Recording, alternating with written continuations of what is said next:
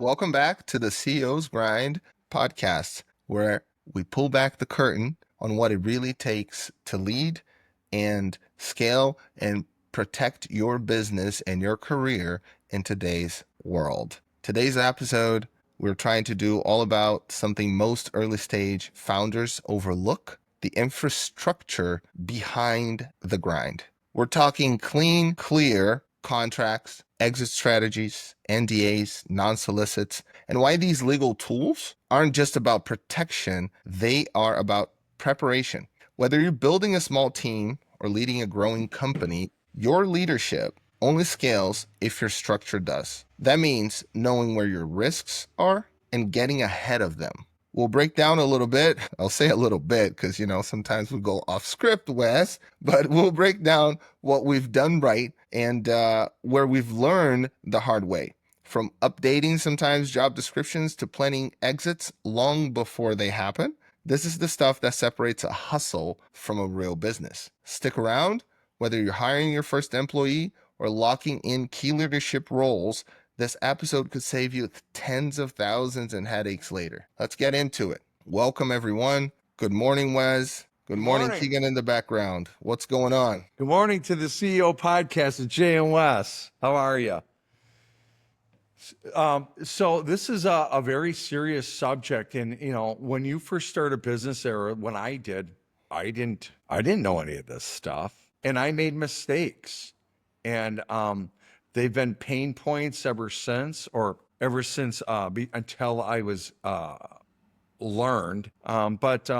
Yeah, this stuff is very important to structure inside the business. And like I said, if you don't have any employees when you first start, you don't think of this stuff. If you're a one-man show or a two-man show, you don't really think of this stuff. So yeah, it's real important. You wanna say something, Jay? I was going to ask you, now that you do have employees, right? Probably, I think, more than 20 by my last count. What's the one clause, Wes, that every CEO should understand in their employee contracts? Like, what's that one thing in your opinion? That they should understand in the contracts with their employees.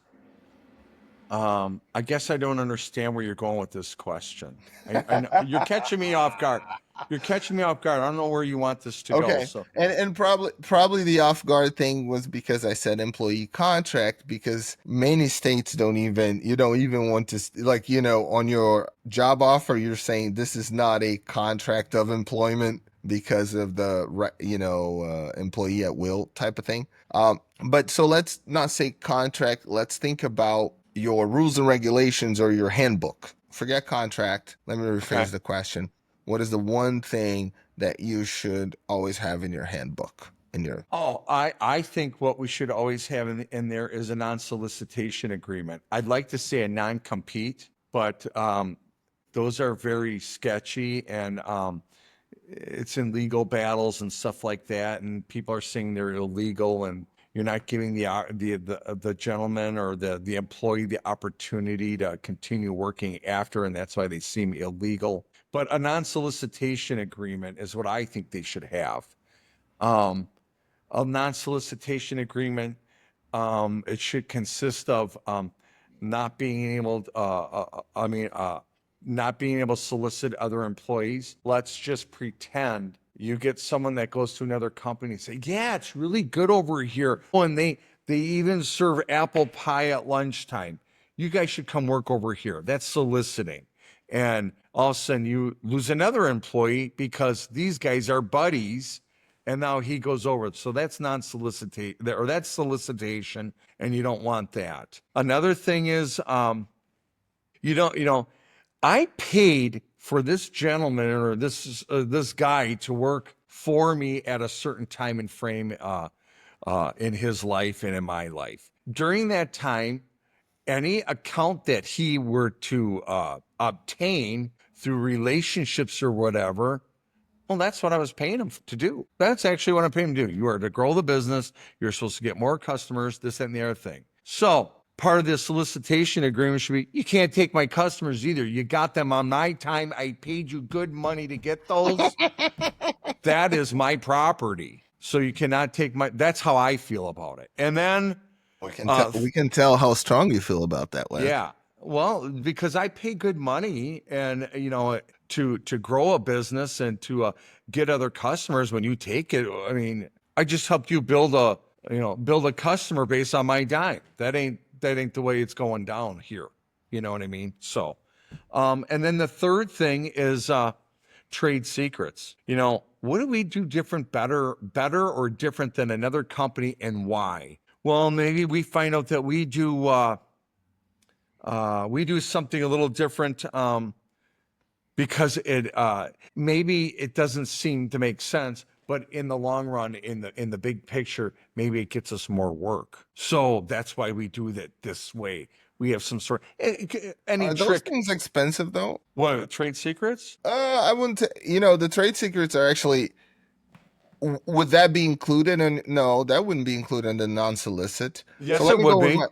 the non-solicit. The trade secret would be in Yeah, there. you cannot share. You cannot take my people. You cannot take my customers, and you cannot take my trade Ah, it's when they secrets. talk about the non-solicits. It's talent poaching, client relationships, and IP, intellectual property. So that's R- what you're talking about. right. The trade Yeah. secrets is the Exactly. intellectual property part of it. So again, your non-solicit agreements will protect your client relationships, right? Is what Wes gets really upset because the person says, "Hey, they'll put in their resume, oh, I have managed a book of business worth $50 million.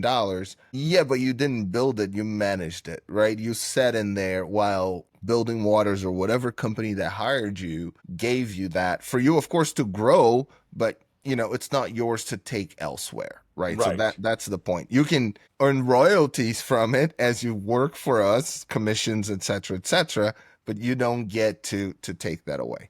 Talent poaching, I think, was your example, and I think folks that are in the trades business, they suffer a lot from that. That one of your foreman, all of a sudden, he sits, I guess, for the master plumber's license and he decides that he's going to open his own company. But because he manages 10 out of your 30 people, now he just done took 7 of your people and you were not protected from it, right? Exactly. And Yeah. we're not saying that he can never take your people. A non-solicitation usually is not forever, is it, Wes? Non-solicitation.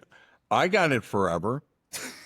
Well, At, I don't know how well that would hold up. I'm not an attorney, so I do not know. But even if it's not forever, so let me just say worst case scenario. You three want to years. say, 3 years is usually the standard. so there you go. So for 3 years, you get to, continue to, or put somebody else in that person's position so you can continue to retain your customers so you get a 3-year lead time. After that, hey, it's a free for all, free market and all, right? But I think that that is a good thing because it gives you enough time to prepare and you can set that up structurally by design, however big you are, because it's essentially 4 paragraphs that you would have to put in any contract or any relationship, any consulting person that you bring into your sort of environment, right? And you're going to say, hey, this is the NDA. So it's, what's good for the goose is good for the gander.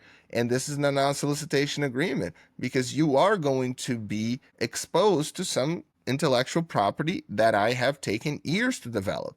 Just because I'm small today, right? Just because I'm small today does not mean that I did not put 300, 400, sometimes 1,000 hours in getting that little baby, that little concept to right now. And you're coming along, you don't get to take that work. So that's just protecting what you have. And sometimes the thing that you have, you might not even know that you truly have because you don't have the structure to truly document.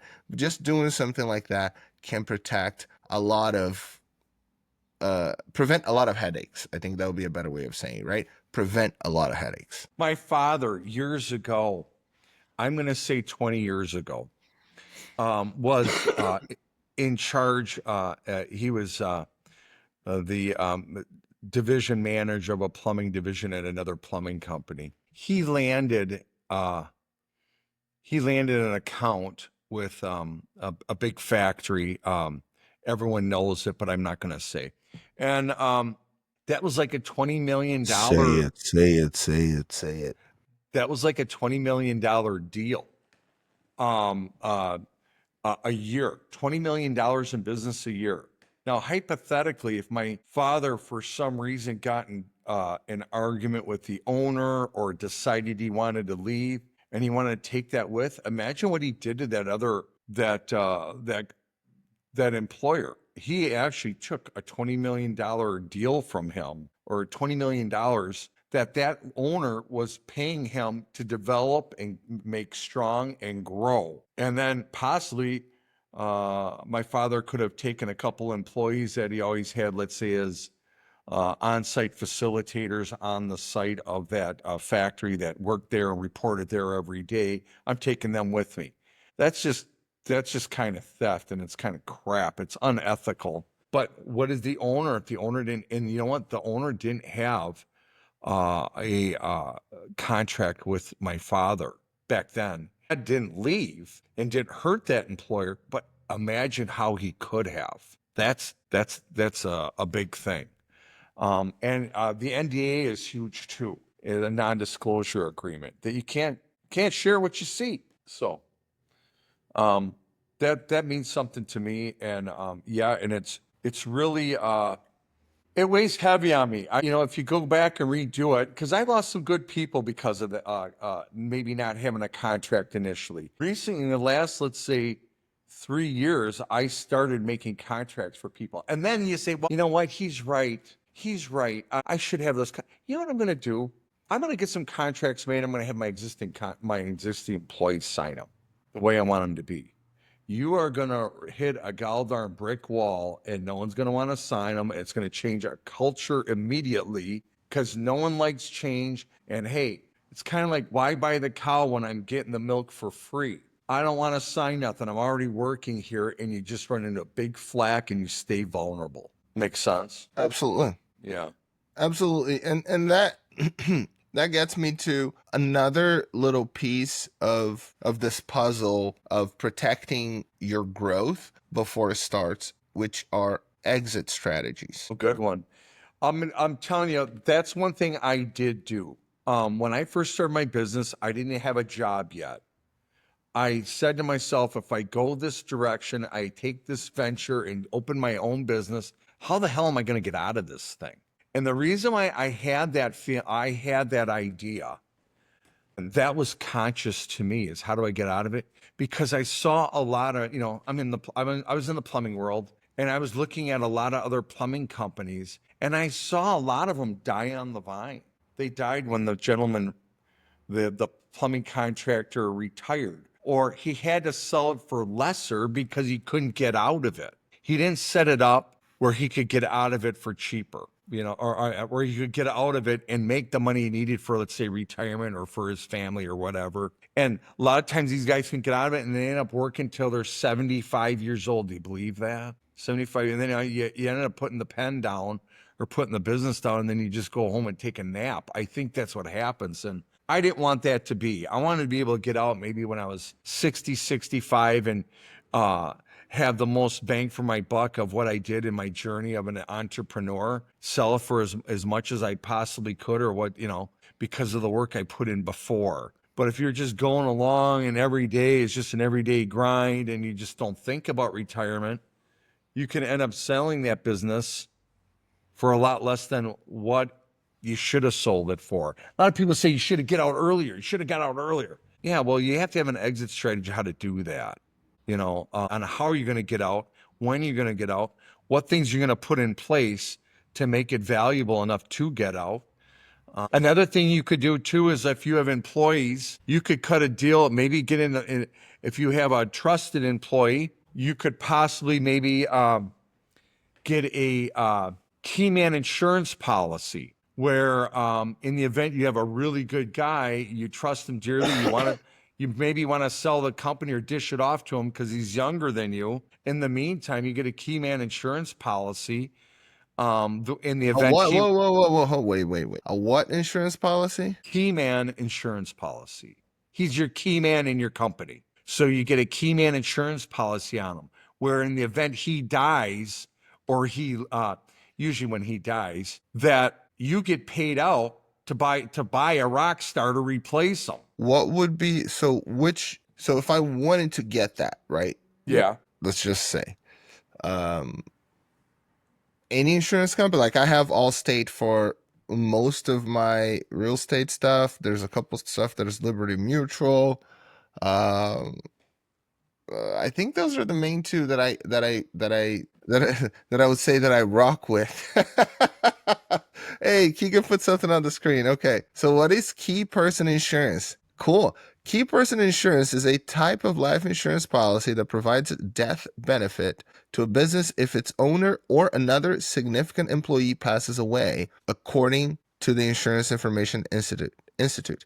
A key person insurance may make sense in many circumstances. If the business reputation and financial viability are critically linked to the key employee's name, reputation, or unique skills, and the key employee's death could end the business. If the death of the key employee, like a top salesperson, could quickly threaten the company financially. If a financial institution or other creditor needs collateral for a business loan, it requires the option of putting a lien on a key person policy.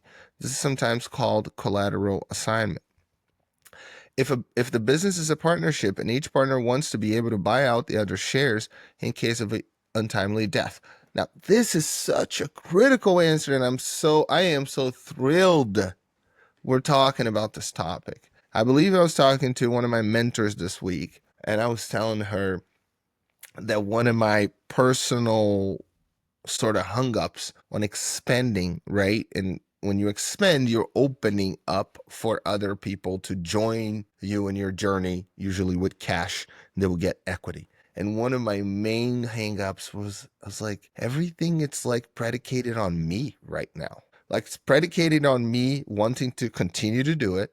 It's predicated on me staying alive. You know what I mean? Like it's predicated on one individual. And because we are talking about this, I finally got to the exact question I need to ask my Allstate representative, and I think darn it, I thought it was Sharon. I can't forget. But to say, hey, can you please quote me and how would that work within my world? And that is my next obvious step. And it's conversations like these that allows you to say, hey, I can cover for my own insecurity of saying, you can stand behind my product because even in the case that I die, you're covered. You know what I'm saying? Like, because to me, in many of my endeavors, the only risk is me. Like, you know what I mean? Like, this is the only risk sometimes for me saying, hey, can you guarantee this thing? I'm like, well, I can't guarantee I'm alive tomorrow. But aside from that, this is a pretty good package. You know what I'm saying? And that gives me even that answer. Yeah, but you're talking about, are you looking at getting the key man insurance policy on yourself or someone else? It would be both. This to me, this applies for both. Because if you have a partnership, did you see if Keegan puts that back on the screen and there's something there that says, I think is the last line, right? If something happened, there you go. If the business is a partnership and each partner wants to be able to buy out the other shares in case of an untimely death. Yeah, I can see that. But that This, wasn't my exit strategy, okay, for me to die. no, I didn't think it was. Yeah. I didn't think it was, It- but I was in a long-winded way doing a quick plug on the value that I see of having these conversations with you and other CEOs when we bring them as guests,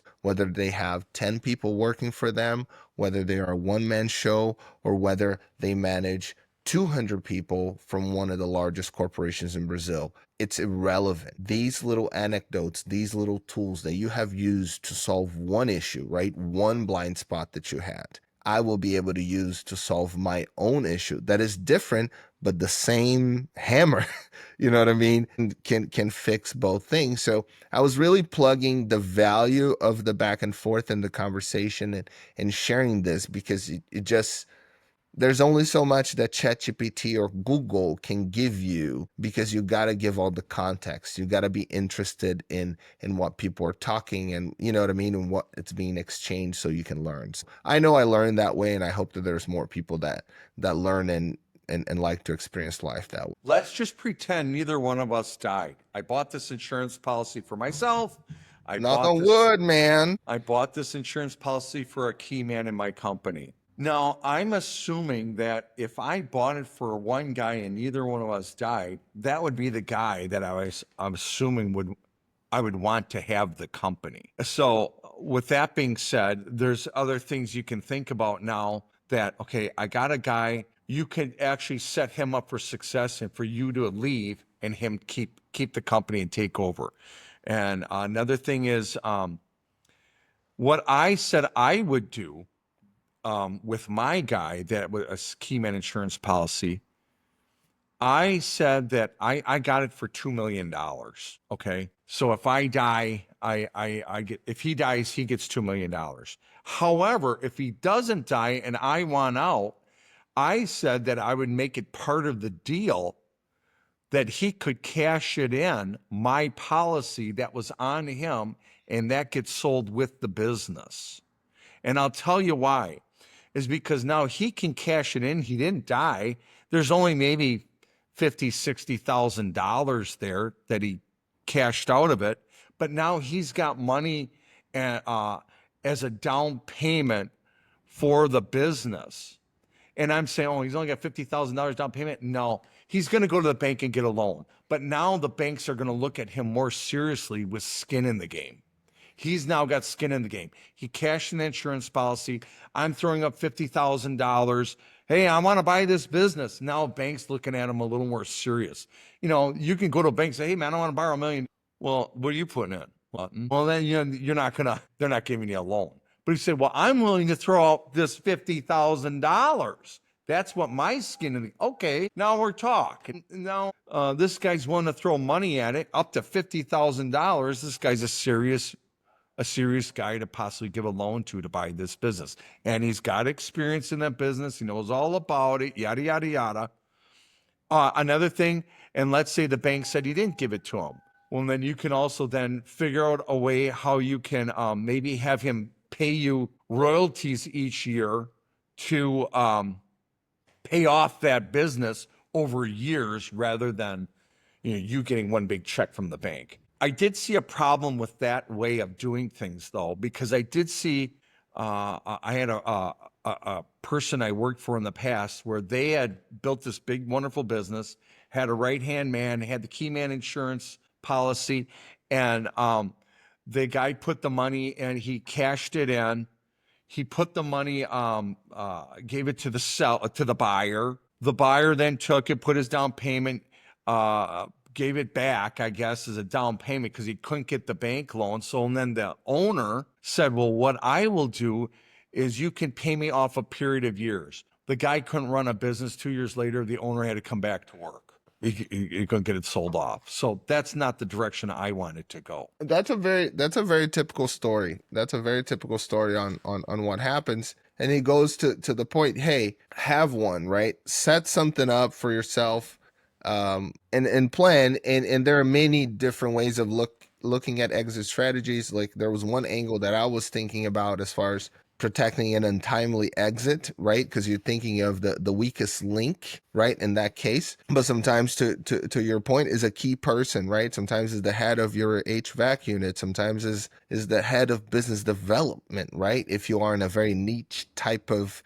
industry that, biochemistry or some stuff like that, right? And you're responsible for business development there. You probably need to protect yourself and have some backup in there, because you have some vulnerability. But then there's other things that can be discussed at length, and there are tons of material out there in the world, which is creating offboarding playbooks for key positions. There's also something called equity buybacks, vesting terms, and protecting morale also during exits. You don't necessarily need to make every exit, even if the company, feels that it is already not anymore the time for that person to be working with your organization. You do not necessarily need to make every exit like somebody died, right? From night to day, that person is no longer there, right?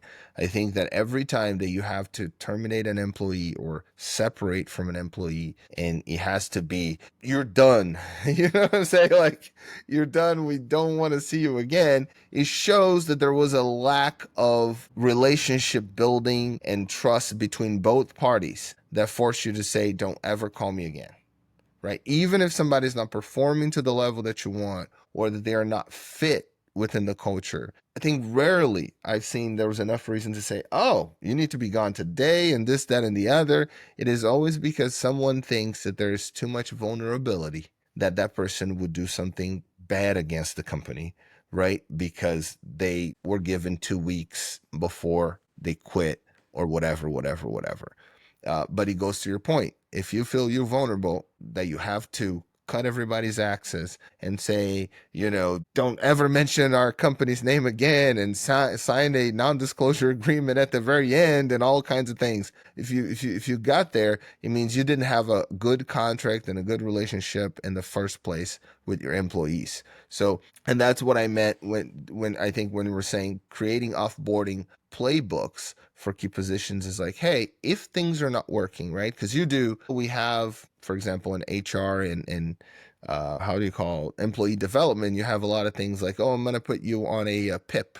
I'm going to put you in a performance improvement plan, right?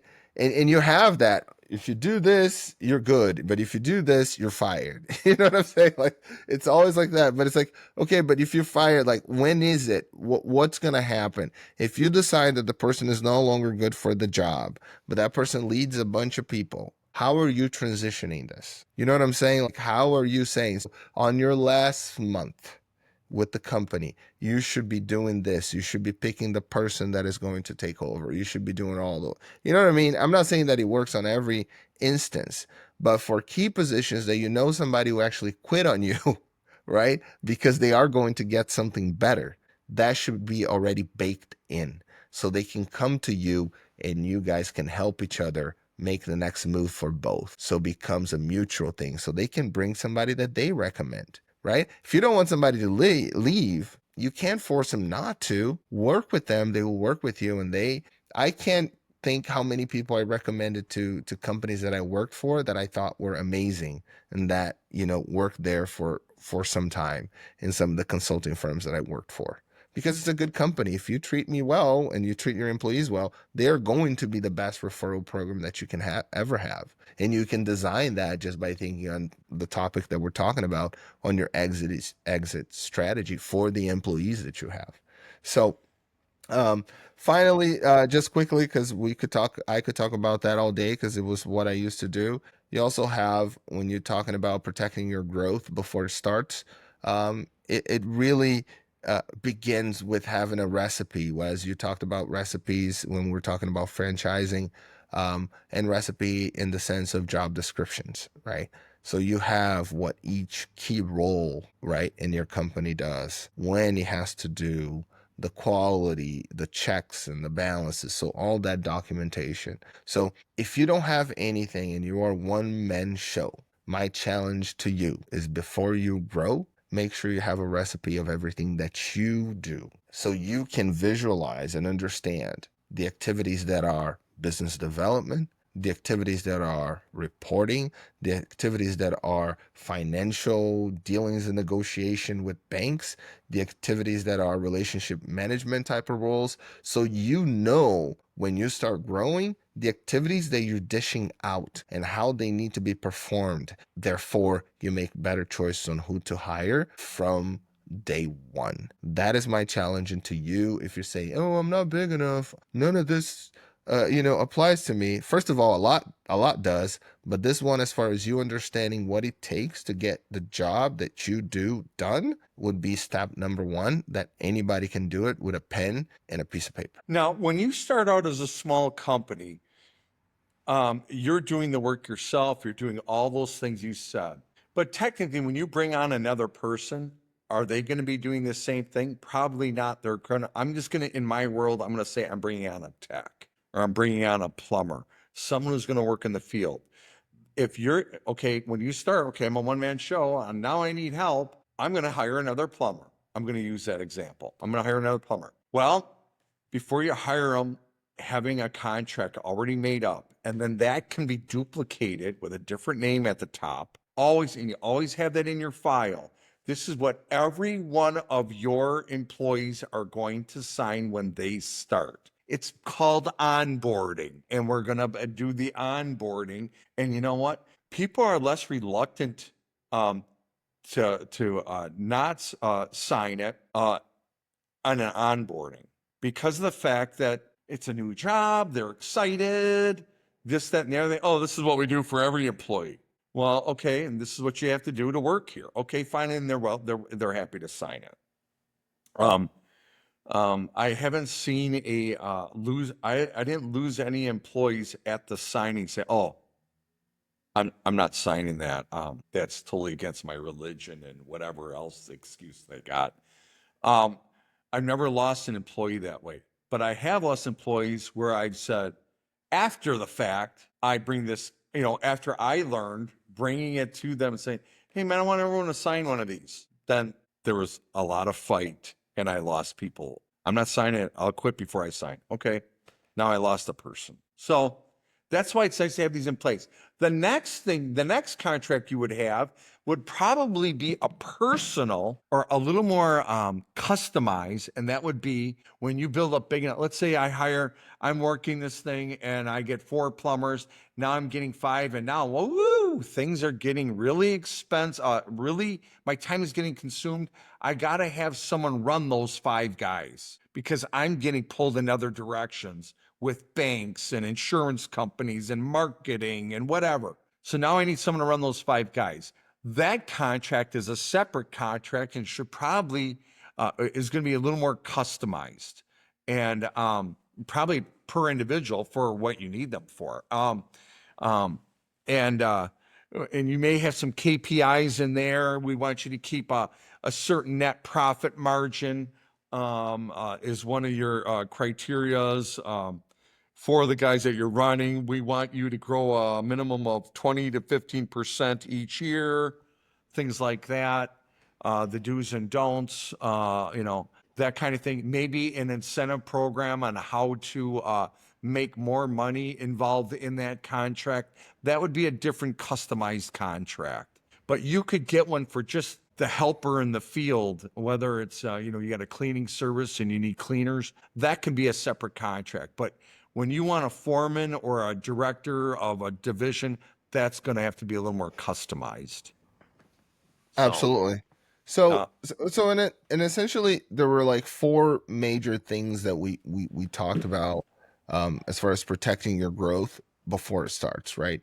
You want clean and clear contracts. Vague, what's the point? Elements of a strong employment contract, your role. We talked a lot about that, and we're going to continue to talk about that throughout. Your comp, the expectations, termination clause, and we really then went into your NDAs, right? The non-disclosure or whatever, yeah, non-disclosure agreements and non-solicitation agreements. Non-solicitation is really key, really, really key, especially if you're in a niche type of market. Well, not even a niche, right? It's just key to have. If you start growing, have at least a paragraph there. Think of your exit strategies both for yourself and for your employees, thinking of the key roles. We also talked about the what was the name of that insurance thing you said? What was the name, Wes? key man, Your key the man, key man to the company. the key That's the way to man to the remember it. company. Exactly. And if you're small and you think that whatever we said doesn't really apply to you just yet, yes, it does. Protect your growth before it starts. Put together the job descriptions for the things that you do. Remembering, if you are a one-man show, you perform many roles. You wear many hats. And each hat has a job description that at some point you will need to dish out and delegate to someone else if you want to scale. So, Another thing I'd like to say on the updating of job descriptions. Actual, well, I don't know how I want to say it. Typical and reality are different.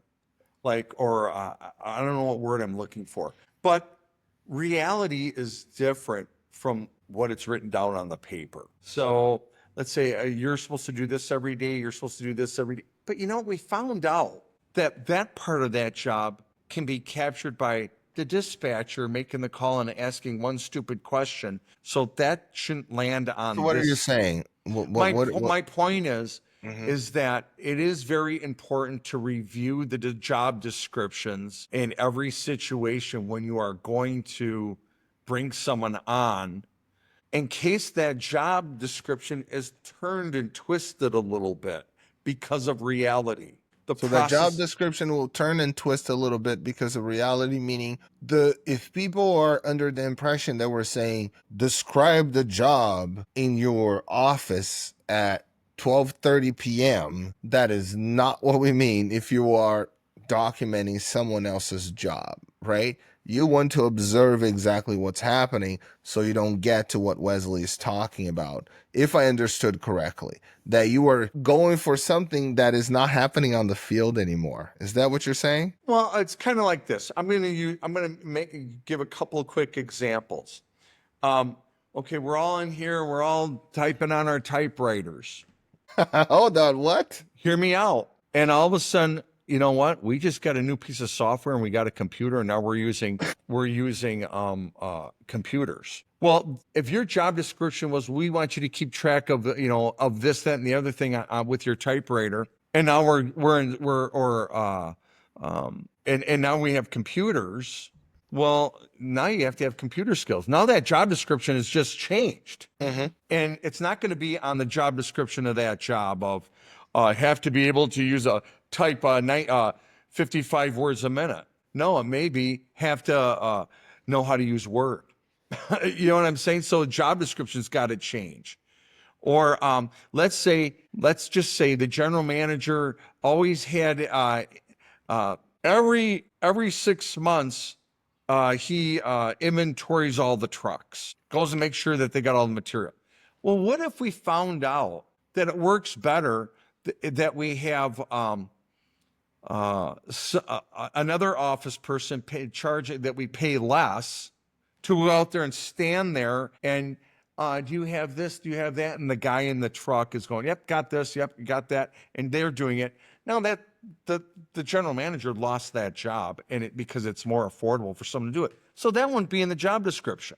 It may be you're responsible that these trucks get inventoried, not that you do the inventory yourself kind of thing. Yeah, Does that make sense? it does. Because it's reality. It's reality. Reality is, we found it cheaper to have Lori do it instead of having the general manager do it. It takes up too much of his time, whatever it may be, or doing collections. You're in charge of collections. Maybe we found out that we got a front office person that has a good manner in collecting money, and that becomes their job and not yours. So you want to make sure your job isn't about job collecting anymore, or money collecting. It's about just overseeing it, being responsible for it, not having to do it. If that makes sense. It didn't, but it made sense that we're talking about the same thing, and you Yeah. went like 500 different ways to get to the same point. Okay. Well, We I did. got it. Layman would understand me.